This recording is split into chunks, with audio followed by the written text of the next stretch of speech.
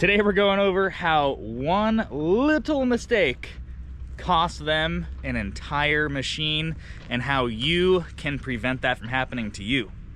Now, we get a lot of machines here for a lot of different reasons, whether it's high hours, just a general wore out pile of junk that's been rode hard and put away wet every day, or burn victims. And this is what we're gonna go over today. This is a Caterpillar 416C backhoe. This is actually a local machine here to Prineville and was a great operating machine until about 5 or 6 days ago, when it unfortunately burned completely to the ground almost. So there's still a few good parts left on this thing. We got our boom, cylinders, I think 1 or 2 tires might be okay. Back here we got a couple outrigger cylinders. These may or may not make it, we're not sure yet. We'll have to pull them apart and take a look. Cab completely gone. I don't even think they were able to, I think that the fuel tank actually caught on fire too. Yep, totally empty. Burned all the fuel out of it. Just a full-blown tragedy on this machine. And it was just one little simple mistake that cost them this whole tractor. Totally gone. So those viewers that have been watching my channel for a while kind of know that we like to mess with larger mining equipment, heavy construction, landfills, but every once in a while we'll end up with a smaller machine like this. We'll go ahead and I'll show you guys around the yard and kind of explain, how some of these machines got here and what their reasons were for showing up here at the yard. So here we have like the scraper row. So these are Cat 631E draft arms. We have our 631E ejectors here. Sort of turns into like a dozer and wheel loader counterweight row. These are more high hour machines, 988. These are both 988s, I believe. Nope, this one was an 836G trash compactor. That one is a 988. Dozers, more high hour stuff. Usually if it's not burnt red, you can kind of tell this is a high hour machine or damaged to where it was just gonna come to the yard and be parted out. Haul truck bed.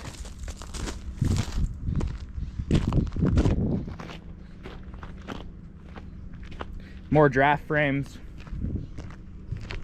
The giant cab row. So this is where all of the cabs for all of the pieces of equipment that we get, they usually end up here unless they are too far badly damaged to where we cannot sell anything out of them, and then they eventually just get scrapped.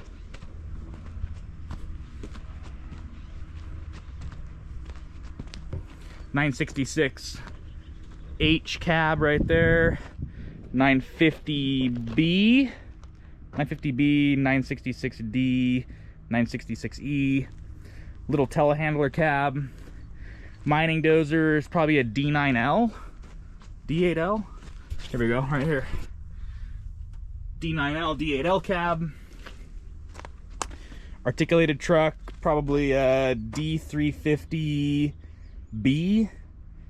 D250B. There you go, D350D right there. More dozers. But all these machines here, they all end up here for a reason. Brings me back to another great point that I see a lot in my comment section is, hey, this machine ran when you brought it in here. Why would you part this thing out? Why would you get rid of this and not try and sell it to someone else? Well, like I said, everything shows up here for a reason, and that's usually because high hours, burned, flooded, general neglect. There is a few of those exceptions that we get every once in a while where we'll buy a machine and it is too nice to part out, and we will eventually either put that into our rental fleet after we put a bunch of work into it, or we will resell it. But 99% of the equipment that we get gets dismantled for parts. Pretty sure you guys saw this in one of my earlier videos, Cat 8045V. This is the one that we used to pull the moldboard out of that 24. Got completely dismantled. The cab is here, which we will be selling. Not sure if you guys saw any. I'm pretty sure you might have seen this one too. This is a 966H frame. Let's see here.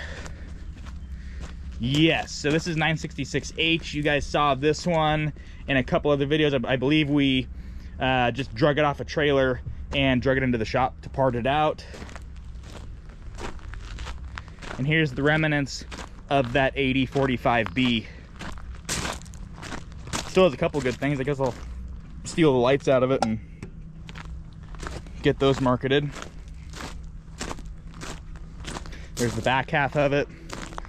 There's that Volvo loader that you guys saw in one of my earlier videos. Completely dismantled, and all the parts are on our shelves for sale. So anyway, let's get back over to that 416 backhoe and let's explain kind of how that machine ended up here and what could be done to prevent it, because honestly it's a pretty easy way to prevent what happened to this machine and very easy to check. So let's get back over there, check it out. Now, I bet a lot of you guys watching right now think that this thing is completely trashed, which you would be right. It is completely trashed. However, there is a lot of things that we can save on this machine before it ends up being thrown in one of those bins. Tires still look like they're in okay condition, at least from the front. Bucket is honestly, for a backhoe bucket, this thing's in amazing shape. Should sell for us really easily. This tire was basically brand new before this machine caught on fire. So this is why I'm saying we might get a tire out of it, because when these machines burn, they start like flaking off on the rubber. So what we'll probably do with this is, if we do go to sell it, we'll probably just give it to the customer and say, hey, throw it on there. If it makes it a certain amount of time, then you can pay us for it. Cylinders look like they made it. Cab, obviously, no. Underneath, like this front axle here, did not even get touched by the fire. No reason why we couldn't clean this thing up, drain the oil out of it, and put it right into someone else's machine. Drive shaft back there looks okay too. You can pretty much tell this is kind of where the fire started, and then the wind kind of started blowing it back and back and back, and eventually took the whole entire machine out. Looks like we still got some cylinders here that are definitely going to be reusable. At least on this side. We still got paint. There's definitely oil leaking out of it, which probably because this hydraulic line is blown off of it. We may or may not be able to save these cylinders. They look okay because they still got paint on them. Looks like most of the damage started occurring right up here. Gets hotter and hotter and hotter. This is probably gonna end up as scrap in the bin. When this metal kind of turns this reddish color and burns that paint all the way off, it usually changes the structure of the steel, and it just would not be worth us selling that to somebody and having it fold in half or not be correct or warped. Usually what happens is, let's see if we can see this here. I don't see any warping. We'll have to put like a straight edge on it or something, but when we have a lot of heat into something like this, they usually warp a little bit, and that can also cause a lot of issues if we go to resell it. Extend a boom on here, which is actually a pretty cool option. So this backhoe has like an inner boom stick right here, and it will go in and out, and this cylinder moves with that boom so it can extend out farther. This may be okay. I know this looks pretty bad right here, but this is mostly just burnt oil. So this may be perfectly fine once we get it all cleaned up and ready for sale, but we'll have to check. We'll have to get it all cleaned up, get all the grease blown off of it, take it apart, and make sure that this thing is still okay. Now obviously, cab, completely gone. There is no saving this thing. It's going right into the bin. I've actually never seen this before, where it burned all of the material off of this. Totally gone. Never seen that happen before. That's pretty spectacular, actually. I might put that on our carnage parts shelf just to have it. So cab, completely gone. Transmission, we don't know yet, because obviously it's below the cab. So we'll have to remove the cab first, see how far the fire went, and see, hopefully we can save that transmission. Hopefully we can take it apart, clean it out, inspect all of the internal parts, and put it back together and make sure it's a good unit for someone to have. I mentioned earlier in the video that I usually try and stay with purchasing, you know, heavy, large mining equipment, but sometimes we end up with smaller stuff too. And there's kind of a reason that I bought this thing, even though it looks pretty rough, is everybody owns a backhoe, right? This is gonna be a good parts machine, even though they don't make a lot of money. Everyone has a backhoe. The little contractor has a backhoe, the farmer has a backhoe, the giant construction company has a backhoe, the paving company has a backhoe, the giant mine owns a backhoe. Everyone has one of these tractors. So even though they don't make a lot of money, it will, yes, it will make us some money, but it keeps us involved with the customer. So unlike large mining equipment like that 24H, where, you know, maybe 7 mines in the US have one of those machines, I guarantee you every single mine, every single open pit and probably underground mine that exists in North America has one of these backhoes. So it keeps us involved with the customer to where they keep calling us, we can keep selling them little stuff, and then when something big comes up, they think to call us. So even though I might not make a lot of money on this machine, it's still good to have around. Well, without further ado, let's get into what little mistake cost them everything on this backhoe. So when we brought this machine in, I'll insert that clip right now of when we were unloading it.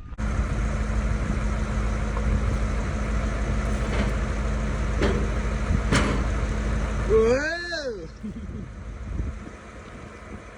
Now I'll get a picture from the front. Okay. He mentioned to me that they were working over, I believe, I'm probably gonna butcher this, and I guarantee he'll correct me because I think he watches my videos. I believe he was working somewhere in a barn or where it was stored by a barn, and they had an issue with starlings and birds getting into this machine. And what he told me was some of these birds made a nest right on top of this engine.